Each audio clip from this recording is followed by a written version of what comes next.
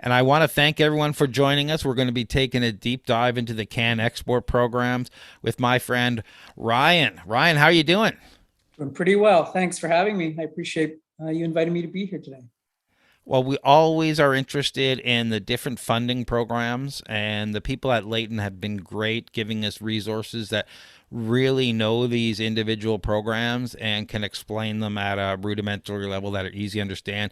Because some of these stuff is pretty complex, and once you think you're interested in something, then you really need to sit down and talk to people to understand whether you really qualify for some of these things. Yeah, and that's what I often say is the programs are all pretty cool. Where companies and people or applicants in general may get hung up is in my experience on the eligibility, right? You know something's available, but maybe you don't know whether you can even apply and what you're applying to. So it's sometimes nuanced, and it's good to have a little experience to know what's good and not. So as Ryan goes through the presentation, I want everyone to put on the questions in the chat room or the Q&A window or in the chat room there on YouTube, and we'll get to them either at the moment if it makes sense or later at the end of the presentation. But we like to leave with all the questions answered, so make sure you stick around to the end when we do the Q&A session. Now over to you, Ryan. Okay, thank you. And as I mentioned, I appreciate you inviting me to be here today. I'm happy to touch on just kind of one small snippet of the Canadian funding landscape, and that is the different Can Export grants that are offered through the Trade Commissioner's Service. And so my contact information is down here. I'll come back to this screen maybe at the end just so you have it. But if there's any questions today, tomorrow, anytime in the future, you can always reach out and I can help you out however possible. So a little bit about me. I've been at Leyton for just over a year and a half now, managing the government grants business unit. So Leyton is predominantly known as a SR&ED kind of tax credit firm, but we also have a variety of other departments or business units, as we call them, and grants is one of them, and that's the one that I'm primarily involved with. Prior to joining Leyton, I was an academic or an academician, I guess you could say, where I focused primarily on health-related grants through some of the federal programs, so NSERC, CIHR, Genome Canada, stuff in the biomedical space. And now at Leyton, it's given me the opportunity to focus on companies from all sectors, do a lot of IT, automotive, manufacturing, even a lot of cannabis companies of late, as you could imagine, as that's started to gain in popularity, agri-food, et cetera. So there's really no limit on what we do now, which is nice because no day is the same. No 2 days are the same, rather. I'll just give one brief overview of Leyton for those who don't know. Leyton is relatively new to Canada, I would say, but it's had a major global presence for the last 20 years, starting in France, expanding into the UK, and abroad. We now have a presence in 12 different countries. We have 2 offices in Canada, Toronto and Montreal, although we service companies and clients from all over the country because we largely live in a virtual world now. So we can do just that. So the reason I'm pointing out the 12 countries is I believe there are some people tuning in on YouTube who might be abroad, or your own company might have a presence of some sort in a foreign country outside of Canada. And so if you're interested in grants or R&D tax credits or whatever the mechanism is in that country, there's a good chance we have an office that could serve you there as well. And we'd be happy to put you in touch with the respective people in those countries. So today we'll focus on CanExport. So it's administered through the Trade Commissioner's Service. The money flows through the NRC. And there are 4 different programs that we'll touch on. So the predominant or the primary program is this one called SMEs. That's the one that I would say most of you are familiar with or know of, followed by Innovation, CanExport Innovation, which is driven by R&D initiatives with foreign organizations to help boost Canadian IP, I would say. And then we have the Association, which is for nonprofits or other consortia in general. who seek to boost their international reputation or brand awareness, drive business development there. And then lastly, we'll touch briefly on the community investment streams, which are oftentimes, I don't do a lot of these ones because they're often townships, cities, things of that nature. But we'll go through them in brief. And if you have more questions on it, we can either speak after or you can ask as we go. So here's just a one pager, I guess, on the 4 different main streams that are offered through the CanEx program. And I've just given some kind of quick facts because I don't know how much the viewers know about CanExport, if you're familiar, unfamiliar. So we're trying to cover kind of a high level of everything you need to know about CanExport today, and then we can go deeper if needed after. So the main one that we do, I would say 90% of companies are interested in, is this one called CanExport SMEs. This is quite popular among companies that are either starting an export campaign or they're well versed in exports or export initiatives, but are now seeking to grow their presence in a different country or region of the world in which they haven't got a large presence as yet. So this program offers up to $75,000. It comes at 75% cost share to the company. So it's actually quite a good program. And one of the reasons a lot of companies like it, that I find a lot of companies like it, is because it's pretty flexible, as you'll see when we get into the criteria and the eligibility. It's flexible for what companies consider as pertinent needs when they're looking to expand into a new market. So expanding into a new market is challenging for companies, as you would all be aware. And this is a pretty all-encompassing program that helps raise brand awareness, get you certified in various different areas, and really help you get the first steps to exporting, whether you're experienced or not. So the CanExport Innovation Program, we'll touch on this one next. This is, I would consider it to be the second most popular if we're ranking them for some reason. But this is a program that helps Canadian companies who have IP or R&D activities establish R&D partnerships with a company in a foreign country.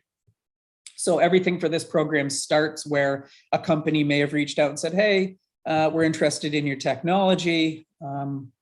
Would you be interested in, I guess, evaluating an R&D partnership? And then all of the activities that go up to and including the final R&D partnership agreement would be covered under this program.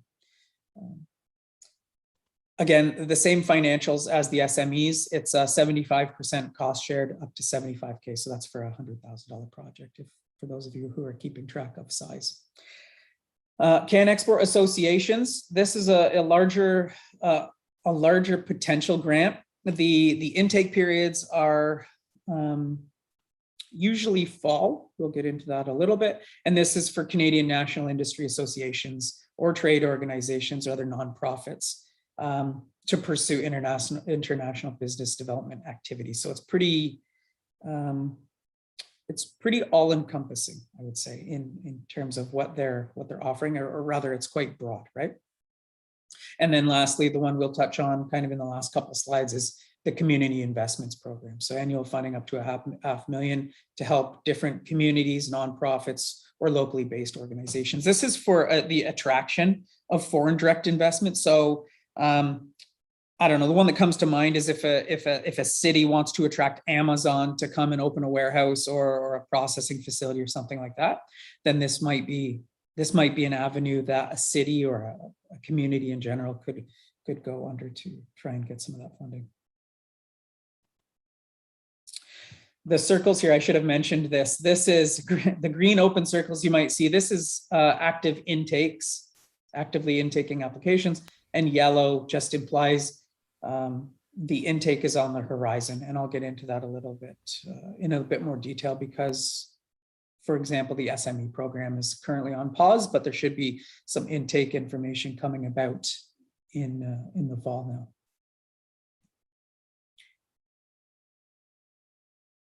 Let me just check and see one here. Okay, so let me just touch on, I'll start by touching on the SME program. Essentially, this program is aimed at helping Canadian SMEs break into new international markets. That's kind of the overarching goal. So a company that might be interested in this program would be a for-profit corporation. They have to be above board legally. Everything is fine with the CRA and the government otherwise. They have less than 500 employees. The eligibility criteria are fairly straightforward. A company must be incorporated for at least a year, and the company must have at least $100,000 in gross revenue from all sources within their last fiscal year to be eligible for the program, and no more than 100 million in revenue. But in general, we don't hit the upper limit. Generally, companies are somewhere in or around the lower limit, and then on up to several million in revenue. So the nice thing about the SME program is you can target, or a company can target rather, up to 5 different markets per application. So if you are embarking on, let's say, an Asian expansion project, you can select up to 5 countries in Asia where you want to focus on for this project. And each of those countries will be eligible if you have less than $100,000 in revenue from that particular market. So this $100,000 number keeps coming up a couple times. A company, and just to clarify, a company needs to have more than $100,000 in gross revenue from all sources in the last fiscal year to be eligible. But then your target market, you must have less than $100,000 to be eligible. Or if you get over, if there's a 10% rule that I would say comes into play sometimes for companies that have more than $1 million in revenue and they want to target a market in which they've got more than $100,000, but less than 10% of their revenues. So we have a question here. The entire United States counts as 4 markets. Is that correct? Yeah, that's a good question. So major economies like China, Brazil, India, USA, they're split into submarkets. And so each of those subregions will count as an individual market. So if you were to target the entirety of the United States, then that would be four different markets. Yeah, good question. So as I mentioned on the previous slide, the CanExport SME program has gone on what they've called an administrative pause. So this hasn't, in my time anyway, in the last decade of working on these, I haven't seen a pause out of CanExport, the SME program in particular. However, there was fairly extreme demand for the program from what we gather in the spring. And so they've gone on administrative pause until the fall. The new details of applications or the intake periods will be revealed hopefully in the next few weeks. Right now, the only information we have is that it'll be fall 2021, which, as you know, is several months in length. So hopefully it's sooner rather than later. So we're keeping our eyes out each day just to have more information on this front. And just to follow up a little bit on that, this confirms the urgency of applying right away when these programs open, and not waiting to understand and get your ducks in a row, and then maybe apply after. Yeah, it's nice to be. I mean, and this is true for most grant streams. I would say, if you're thinking of grants in general, it's nice to have an idea of what you're hoping to accomplish or do, and have a project plan in mind so that you can hit the ground running when applications open. We've seen, I would say we've seen on multiple occasions, programs might announce that they've got an intake of month X to month Y, but then they will abruptly stop the intake period because they've received sufficient applications to exhaust all their funding. And so they say, well, there's no point in just kind of keeping it open. So we see that happen pretty routinely. So yeah, it is good to be proactive, be good to be thinking of these things for sure. Thank you. Yeah. Go on to the next slide here. So an overview of the general expense categories for the SME program. And this is, and it's pretty broad, which is why I find many companies or companies from multiple different sectors really like the program, because it's large in terms of what companies can ask for, and the categories generally hit on the head what companies are doing or wish to do anyway. So they're not generally seeking activities that they don't really need. It's usually pertinent activities that they need to do regardless. So I've put them down here kind of in the same categories that CanExport details them. Travel always has been, I would say, one of the primary components of CanExport applications. So travel and trade events. That's been somewhat stifled due to COVID because it's a federal agency, so they're bound by federal regulations. And so when federal advisories against travel came out last 2 Marches ago, then travel was no longer permitted through these applications, and rather companies were allowed to attend virtual events, which we've seen an uptick in, I would say, in the last year and a half due to the challenges with traveling. So travel, when it resumes, and what it was in the past, is generally for meetings, events with key contacts. So this would be somewhat different than a trade show, I would say. This would be if you've got specific clients who are, or prospects rather, who are reaching out or you'd like to meet with, then travel for those events was always and is, when travel permitted, an eligible activity to undertaken. So this could be to meet with companies, could be to meet with distributors, could be to meet with other third parties that are going to do market research for you, help you understand what potential there might be in a specific market, et cetera.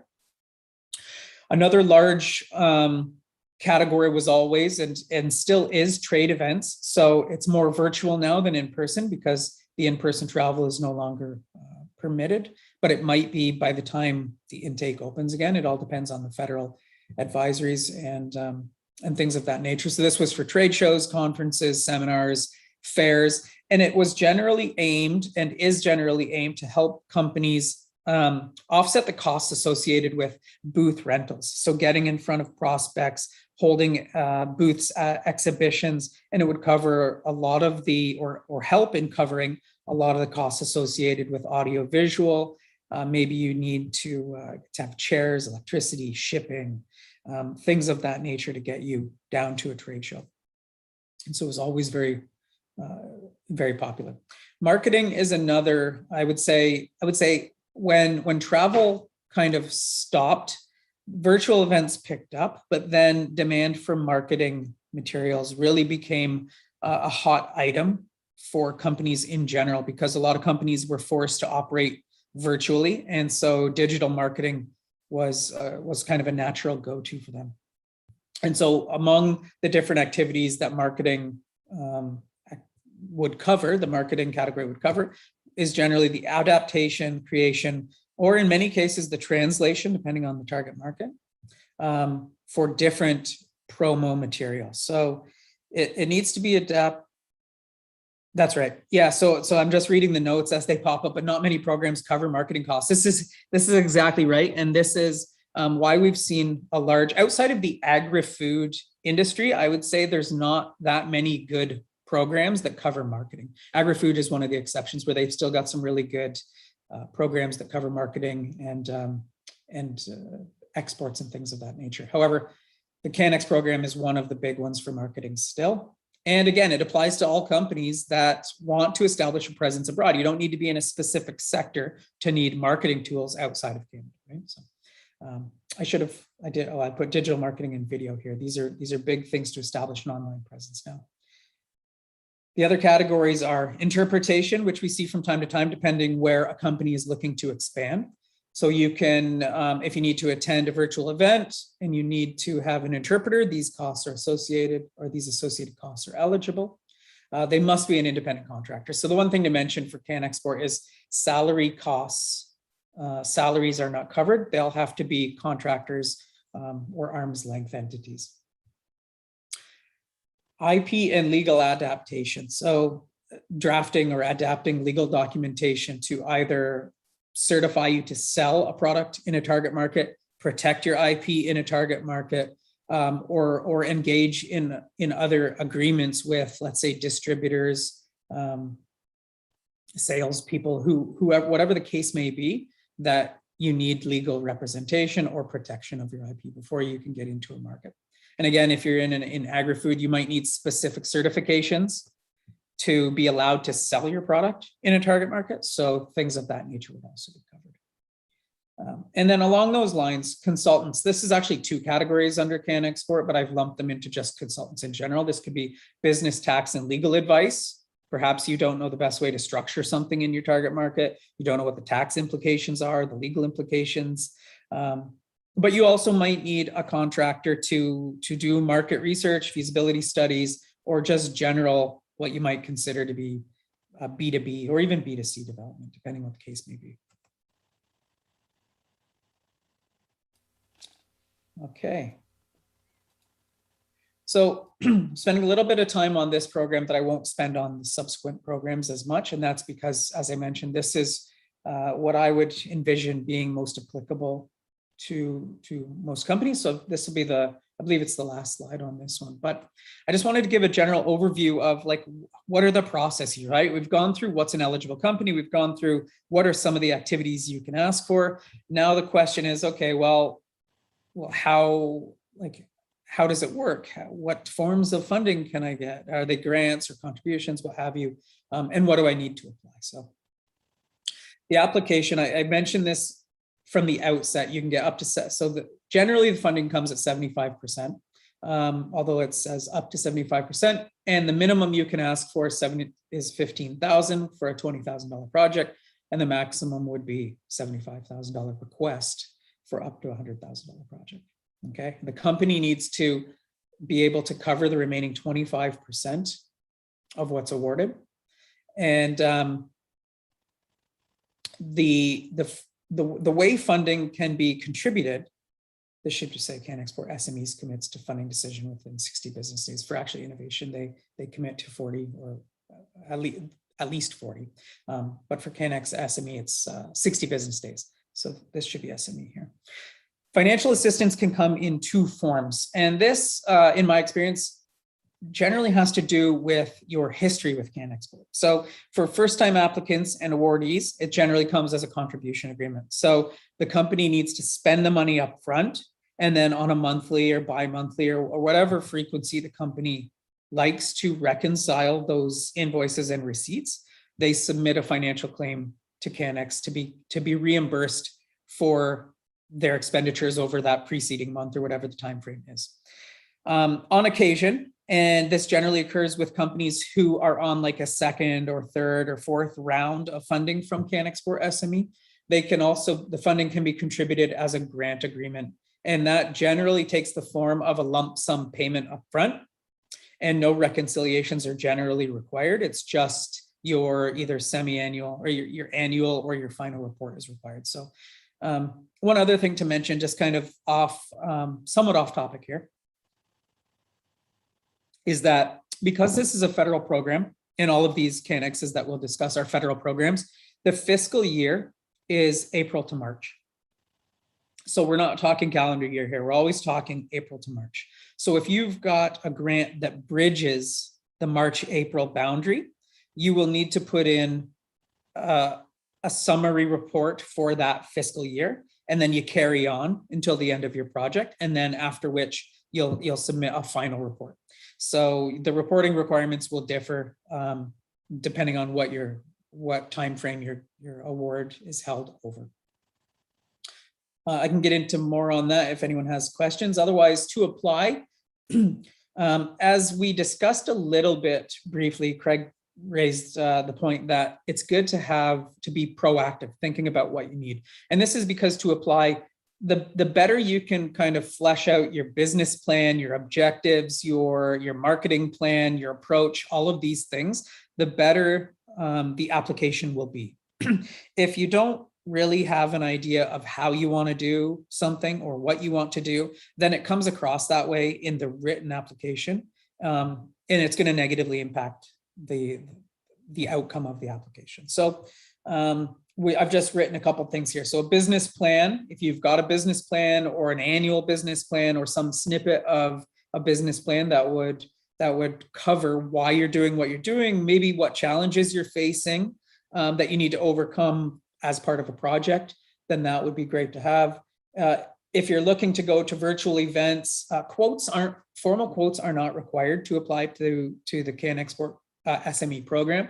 But if you've got copies of the registration fees and you can back it up, that any information you have is better, because it just prevents you from kind of throwing a ballpark number out. It's nice to be accurate on what you're asking for, which then becomes handy down the road when you do your reconciliations.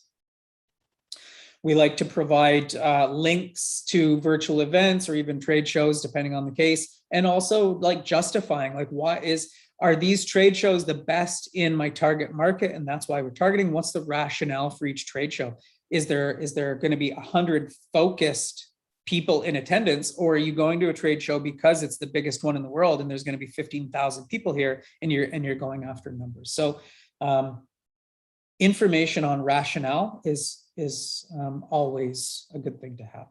And then again, consultant quotes, I'm calling them quotes, but maybe like a memorandum of understanding or a scope of work or something of that nature to justify the costs. So we need the work to justify the costs in all scenarios, and also the names of your vendors or the people that you're thinking of engaging. Just in general, you want to show that you're assembling the team that is going to be successful, and it leaves no doubt of the outcome of the project as much as possible.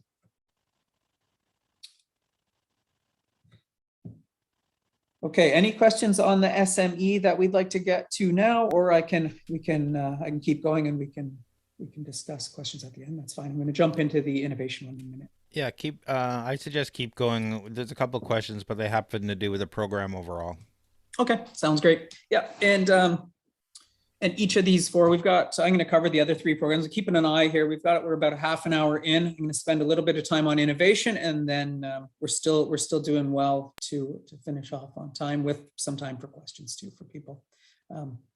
So the CanExport Innovation Program it's a super cool program. It's a good complement to the SME program for companies that are engaging in R&D, I would say. And it's because there is some overlap in eligible activities. But the overarching goal of the innovation program is to help companies establish R&D partnerships. So the key is R&D, right? To establish R&D partnerships with foreign entities. So it's a little bit different in flavor than the SME program, which was more focused on like brand awareness, like establishing a presence in a foreign market. This one is focused on R&D. So anything you're thinking of doing should have an R&D angle to it. And so the eligible companies for this are, again, you need to be a registered company above board with the CRA. You've got a business number. You've been around for ideally over a year, and you own the IP rights to the technology that you're hoping to promote through the program. And for those of you who are in the R&D space, you'll see this tech readiness level from time to time. You need to have a prototype at least, or at least technology at a TRL 4, which we can Google, or I can provide it to. It's basically the stage at which your tech needs to be to promote it kind of abroad. And then the overlying goal is that you're going to be market ready in less than 5 years. So this is one of the main things for the program too. I'm saying that this is SMEs. It's also academic institutions and non-government research centers. But I mean, for our purposes, we generally deal with companies. So when putting together a plan for the innovation program, it starts at the point at which a company has identified you as someone they might be interested in partnering with. So as part of the application, you would need to show a letter, an email, something that indicates you're on the radar of somebody abroad for an R&D collaboration. And this project is aimed at offsetting some of your costs associated with, pitching, wooing, courting a foreign company into working with you, right? So this might be, we'll get into it on the next slide a little bit, but you might need to meet with them, give them a pitch, show them marketing materials, flesh out an R&D engagement. You might need to protect your IP before you engage with a foreign entity, because the whole thing is, from the perspective of CanExport, we want to retain all Canadian IP. So the Canadian company retains the IP, and it's kind of fostering the development of the IP and the technology in Canada by leveraging foreign expertise. The nice thing about this program is you are allowed to pursue multiple different partnerships, and you can ask for it in the same application if they're related to the technology, related to the development. A couple of the nuances is that when you're thinking of working with a partner, it needs to be to advance the technology from an R&D angle. It can't be you have a technology and you're going to partner with someone who's then going to try and sell it, demo it, distribute it on your behalf in the foreign company. The real aim here is innovation. So that's the real goal of the program, is innovation for Canadian benefit. The intakes for this program are ongoing. You can currently apply. It all starts with an inquiry made to the innovation staff, and they'll provide you with the application. So it's a little bit different. The SME program is done on a portal. This one is done on a formal application, a PDF that you can fill out. And the turnaround time is, I would say, similar, 40 to 60 business days. It doesn't get as much demand as you could imagine, so the turnaround is a little more rapid than the SME program from what we can see. So I touched on this briefly. I'll go over it again now, just so you kind of have an idea of the types of activities that would be covered under this. And keep in mind, the project begins when a company or you have identified each other as holding some potential for an R&D partnership. And then there's a series of events that have to occur up until the point at which you sign a formal R&D partnership. And so it's that series of events that the innovation program is looking to cover. So this might be you want to license or you want to protect your technology in a foreign market before you start to engage in activities with a foreign entity. And so that protection would be offset, or the costs for that protection would be offset by the program. You might need specific certifications just to have something, your technology or otherwise in the market. So those types of activities are offset. With certifications, I'm thinking of, like, again, agri-food. Maybe you need to have something licensed or something of that nature before you can even engage in R&D in a foreign country rather. Legal and business advice. So this, I guess, ties in somewhat to the IP angle, but there are other legal considerations outside of IP protection that you might need to consider. You certainly would want to have an agreement in place. So the drafting of an agreement, the negotiation of an agreement, the translation of agreement, what have you, to formalize this partnership is something that you might need to seek advice on. And so that would be an eligible activity as well. Marketing, translation, adaptation of different promo materials. So in the process of pitching to a company, you would need a variety of different materials that you would need. Like, you might need a professionally developed pitch. You might need, I don't know, different brochures or something to show up with to your meeting, right? So, and then this will cover various different sub activities. So translation if necessary, printing fees, and things like that. This is not an exhaustive list. This is just, when I was going through it, I was saying, okay, what have we seen come up from time and time again? And I'm putting these down. So you might have something completely different and you're wondering if it satisfies the eligibility.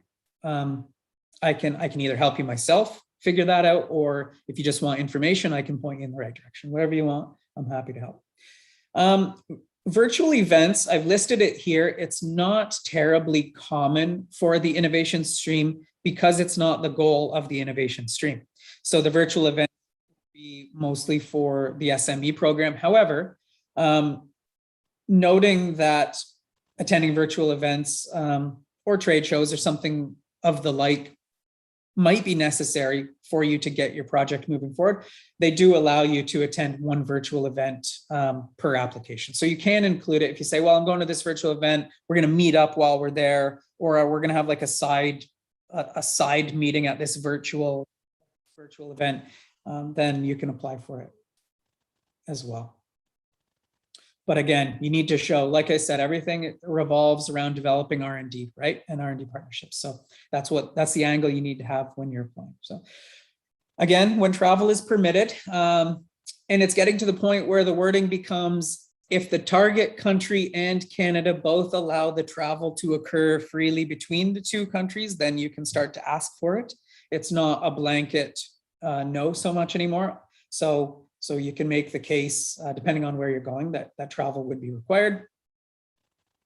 And again, it's everything to negotiate and establish the new agreements, formalize the agreements, finalize things so that by the end of the project, you've got a legally binding R&D partnership that you can go home and start working on. And again, shipping technology. This is another one we see a lot because depending on the sector you're in, if you're in the automotive sector, shipping fees can become, or in manufacturing sector in general, shipping fees can be quite substantial, but it does need to be return shipping because you need to give the confidence that it's not for sale purposes. So it might be as part of the R&D project. So these can add up quite substantially. So I've listed them here. Similar to the SME program, up to $100,000 project, you can ask for 75%. You need to cover the remaining 25%. And here, CanEx commits to a decision within 40 business days. You need to apply for all these programs. You need to apply so that you can get a response before the project begins. That's the key. You don't want to be applying when you're already starting to do the activities because you can't get reimbursed for those activities. It needs to be approved. The exception being when air travel is allowed, you can book flights and you can put deposits down for registrations, booths, things of that nature, because notoriously they sell out and CanEx is quite agreeable on that. So deposits are fine. And again, it's the financials surrounding the program are, I don't know if you can see my mouse here, but it can be grant, contribution agreement, same as what we had for the SME program. We can see your mouse. Okay, thanks. And again, I put just a few things here that you would that you need to have to consider before putting in an application. So the written proof from each foreign partner indicating their interest to the virtual meetings, the discussions of an R&D project and things like that. This is kind of where it starts. There needs to be some collateral to show that yes, somebody is interested in my tech, and we're going to try and work out an R&D partnership on it. So you need the initiation. I'm calling it a business plan. It's it's a plan, like a development plan. I guess you could also call it a tech development plan. How you invest, like what are your challenges? Why does it make sense to partner with this foreign organization? Why do you need them? Why don't we have it in-house, et cetera? And basically the whole, like, what's the benefit kind of, right? And then a couple other things, any events you're asking for. It's nice to have screenshots to back it up, although some formal quotes you don't need to have. And again, any websites, the consultants, if you're working with consultants or other entities, it's nice to have an MOU or just some sort of record of what they're going to do for you to justify the cost. That's the biggest thing. When we see negativity on any applications, it's usually because enough information has not been provided to justify a cost. So I would say that's the number one thing. If you can justify everything you're doing, and if you're asking for $10,000, $1,000, $100,000, well, it wouldn't be over 100, $50,000 for a specific activity, as long as you can justify it, then the outcomes are generally favorable. So just shifting gears a little bit, I've just got a couple slides on each of the two that I don't know what the demand would be from this audience. So I'm touching on it, and I'm happy to give you a call, go into it in more detail, whatever the case may be on these, but they're less common, I would say, for for-profit organizations, which is why we just don't run into them as frequently, but they are there to help if an association needs it, or a nonprofit or a charity or what have you. So yeah, we do have a couple nonprofits here. I had some questions about what would apply to them. So, yeah. So up to this point, the companies would have needed to have been for profit. So if you're a nonprofit, these next two might be of interest to you. So The point of the CanEx association stream is to help Canadian national industry associations, trade organizations pursue international business development activities, as we've written here. And the goal is to bring about some meaningful change to an industry in general. So the idea of the association isn't necessarily to advance each of the subsequent partners of the association. You can't make sales of each members of the association of what their products are, but rather it's to raise awareness, develop some sort of foreign presence abroad for an organization that's looking to bring about change to the overall industry. And so we've said eligible recipients here, or eligible applicants, are national industry or trade associations, chamber of commerces, chambers of commerce rather, different multi-sectoral organizations. It's all, I would say, case by case in many instances, because we do have companies who band together to create an organization, which is fine. You just can't be trying to promote the sales of each individual member, right? That's not the point of it. So it's not to say a company can't participate, it just needs to have a different angle. And again, one of the big ones we've done in the past is national organizations that are run and owned by underrepresented groups. So at the bottom here, I just want to mention there that and this is why it's in a little yellow circle again, if you're watching this later and you're wondering what the circles mean. It's in yellow because, same as the CanExport SME, we're waiting on the details of the intake for the upcoming fiscal year. So it'll likely come out in the fall, and the applications we've taken in, evaluated, and then committed for projects that run in the next fiscal year. Okay, so I've listed here eligible criteria. You need to be a nonprofit. I've mentioned here, you cannot sell the members' products individually. Again, it's a 75-25% cost share initiative. And as part of the application process, you need to show some sort of 3-year international strategy. So what do you hope to accomplish in the next 3 years? Where do you think you'll be in the next 3 years? Why is this going to be instrumental in getting you to that milestone in the next 3 years? And again, you'll see a lot of these same criteria coming up time and time again, because it's a lot of the same stuff that companies need or organizations need when they're thinking of going abroad, right? You need to get people to know who you are abroad. You might need to market yourself. You will need some legal advice because you're operating in a foreign territory. You need consultants who can help you with different aspects of your foreign, initiatives, whatever they are. So I've broken them down again here into some of the main buckets. Training for an association might be a big one. So this could be business consultants. You might need to train in marketing for your international business development. The people within your organization might just need some general training to help them do their IBD in a more efficient or better way abroad. So those fees are offset by the program. You might already have an international business development strategy. I mentioned that you need to have a 3-year one. As part of this program, you can ask to have some assistance in developing or redeveloping that IBD.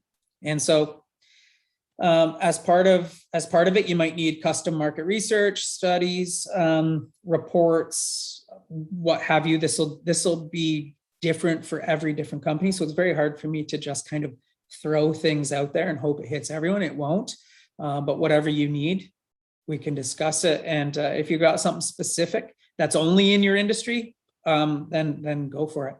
And this kind of gets into understanding market demands. You don't necessarily know what the demand for your association would be abroad. And so you need to know the and barriers to entry and things like that. So, and again, as with any foreign market or many foreign markets, you need different services, translation, drafting of different materials, and things like this: writing, editing, graphic design, marketing, translation, web development. And then specifically, this is a nice one, targeted materials, because you want to show that you are committed to your target market. And so everything is targeted to that market. And again, we've talked about virtual shows already quite a bit. And then when travel permits, airfare, per diem, visa fees, registration fees, what have you. Community investment. So I've left this one. Just give me 1 second here.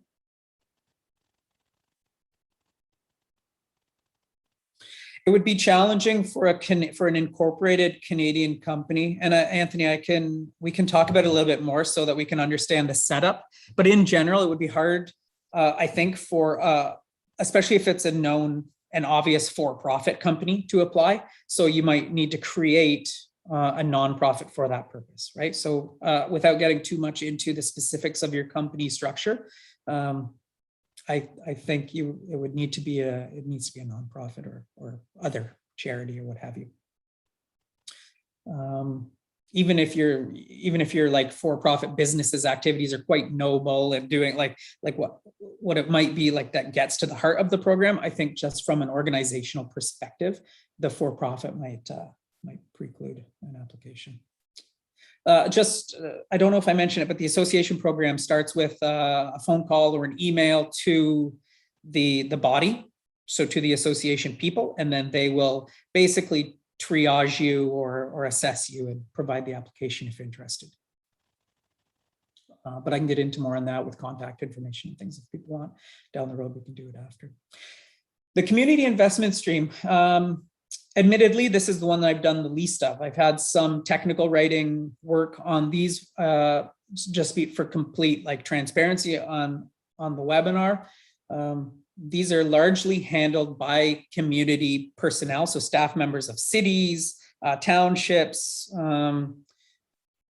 people of the like, depending where you're living, because this is to attract foreign investment. So maybe you want a company to come and set up shop in your community.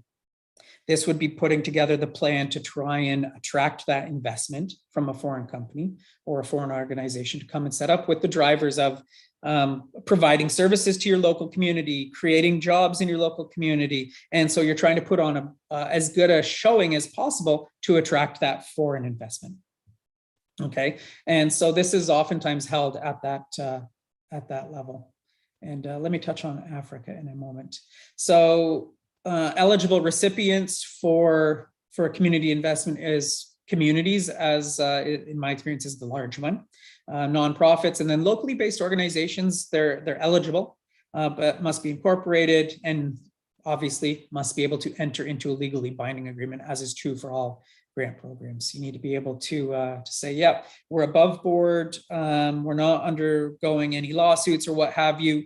We can commit to this, and we will be legally binding and accountable for the public dollars that you're going to contribute for this initiative. So that's the whole thing. The government has set about a few priority areas that I've listed here just for your reference. It's not exhaustive, but these are the main ones. So advanced manufacturing is always a big one. Agri-food, chemicals and plastics, ICT, life sciences, various different business services, and then clean tech, as we try to get to like a net zero world, right? So things of that nature. And then there are specific markets on that the government has laid out. So the Americas, US, Brazil, these are massive economies and one massively growing economy, right? Brazil. And then Asia and Oceania, we've got some of the main economies there as well. So it would be to attract foreign investment from these economies. And then Europe. There's a bunch that we've listed here. If this is something that interests you, or you think you might like more information on it, the intake for next year is coming up in the next week, October 4th to November 12th. And this will be for projects running in the near term. So in the next, I would say, probably next fiscal year, right? So the funds are committed for that. I'd be interested and happy to speak with anyone about this, just to review eligibility, projects, and next steps for you. This is done on a portal as well. So if that makes a difference to you, but anyway. Fabulous. Yeah. And then this is my last one here. And then we can have a few questions if anyone wants. It's that I just wanted to give you kind of a flavor for the activities, but it's again, translation, adaptation, and creation of materials, training of your personnel, and then you need some market research. That would be a consulting fee for foreign market intelligence, and then lead generation. So as you're reaching out to the foreign prospects. So with that, I think we've just got a few minutes left. I'll go back to the first slide maybe with my information. This Perfect, is yeah. And then we're in Montreal and Toronto, two Canadian offices. So we can serve you kind of anywhere in the country though. We're online all day now. And I'll make sure we send out the right information on how do people contact Leyton in the email tomorrow. We've got a couple questions here. Now, you touched on nonprofit, so I'm not going to go into that one. Most Canadian funding programs want you to hire Canadians or spend the money in Canada. So, how does a CanExport program handle that? Should the money be spent in Canada, or do they care? It depends. It depends on your. So there, I would say you don't have to. You don't have to spend it abroad. You don't have to spend it in Canada. So largely for the CanExport programs, job creation is a consideration as a benefit of the program, but it's not the same as what you'd get with an R&D grant. Like if you're going to get an IRAP or a SIF or something like this, or a Southwestern Ontario Development Fund or what have you, Northern Ontario Heritage Fund, something like this, where job creation is a main metric, then yes, job creation is a key. You need to say, we think we're going to create this many jobs and here's what they're going to be. For the CanExport programs, a lot of them, especially the SME program, is all about brand awareness, increasing sales and presence abroad. And so the job creation aspect is not the same as what you might have experienced with an R&D grant. That being said, you do want to show all the benefits of the program. So you would say, we think that we're going to do quite well in these foreign markets, and thereby we're going to need more Canadian labor to help us as we continue to grow. In terms of costs for marketing, I can speak for Webware, who was on the call today. They're a fantastic digital marketing firm that we've worked with or partnered with in the past. They're a Canadian firm. You can use services such as them or other Canadian firms. You can get it. You can reconcile through the CanExport program. It's fine. However, if you'd like to go with somebody in your target market because they're local and they know the market really well and you can justify it, then that's all good too. So I would say whatever suits you and whatever you can justify and rationalize is fair game. So TART Robotics, to be eligible for the SME program, should the actual products be produced inside Canada, or can they be produced in some other country? So as long as you've got kind of a marketing, sales, distribution going on from Canada, where that would be your angle, then you can apply to the SME program. We've had companies who create products kind of all over the world, but they manage operations from within Canada. They employ marketing specialists, sales personnel, and what have you within Canada. Then that's generally acceptable. Great. It's not the same again as like an IRAP. Like when I keep getting back, and I'm sure that the robotics guys have heard of IRAPs. You would need to do your tech development in Canada. You need your tech employees in Canada. You need, like, that's the way it would work. Same with Ontario Centers of Excellence. All those need to be Ontario employees. Not always the same for the CanExport programs. Now, this is probably off topic slightly, but what about people looking to start an importing-exporting business? Is there a program on how to start, how to select your niche, market your business, and eventually get funded? Yeah, so there's a few different areas that the CanExport SME program will not fund. So it depends, and this is where you'd want to get into what you mean more by import-export, because wholesalers and distributors, bookies, like betting type organizations are not eligible for CanEx SME. So it would be, I guess, advisable to have a more detailed discussion on what the operations in Canada are and how it works. So one example I would have that was not eligible is like a plastic recycling company. They would import plastic pellets from all over the world, and then they would distribute them then to somewhere in Africa to then recycle them back into different plastic containing products. So that would be an ineligible thing, but I don't know enough about this company. Are there, here's another question. I'm not sure if this is, again, on topic. Are there any grant writers, mentors you can suggest, either paid or volunteered? Yes, that's a good question. So I can what I think would be advisable, because we do the grant, like Leyton is a grant writing service, right? We So they provide. probably should follow up with a call with you directly. And Yeah, and we'll see what the needs are. If a company wants to just like, if they want to know like what our net, we have a pretty strong network too.